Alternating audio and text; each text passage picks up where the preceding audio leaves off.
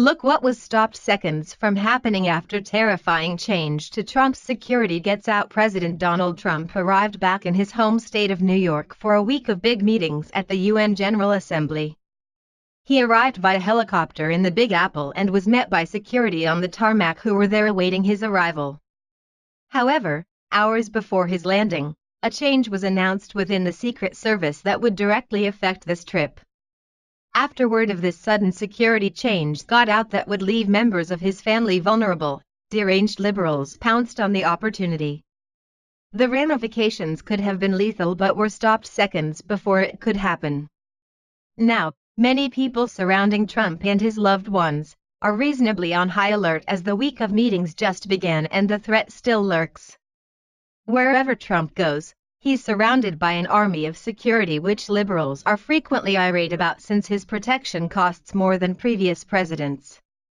As one of the most controversial commander-in-chiefs that the country has ever had, his increase in security isn't a frivolity that he takes advantage of, it's a necessity to ensure his safety which is constantly in question. If some people weren't so deranged and encouraged/supported by liberals to act their violent proclivities, then the extra need and expense of extensive security wouldn't be present. This gives the left something else to complain about, and it seems to have maybe worked, in some sense, despite compromising the security of other people close to the president. As a member of President Trump's immediate family, you are automatically required to be protected around the clock, unless the Secret Service is told otherwise. Donald's eldest son, Donald Trump Jr., his wife Vanessa, and their 5 young children have been watched at all hours of the day by Secret Service since his father became the president. It's stifling to have to live your life this way, especially for these parents who have done everything they have to give their children a normal, wholesome upbringing.